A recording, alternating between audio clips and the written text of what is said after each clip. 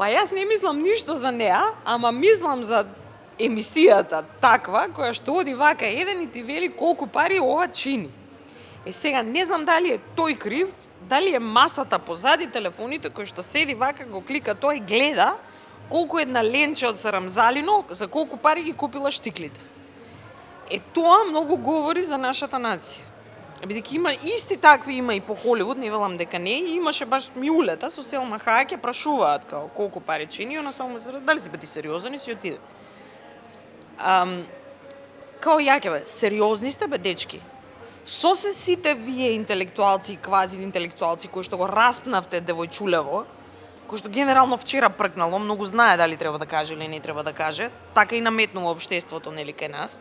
Па толкави статуси се испоначитавме на Facebook за тоа колку чинел саатот, колку чинела чанта, па си ги заработила. Као си ги заработила, она си знае, си ги заработила. И са што правиме? Ќе пукнете од мука дека ги има? Зошто се фаќате вие за тоа? Мене тука ми е дилемата.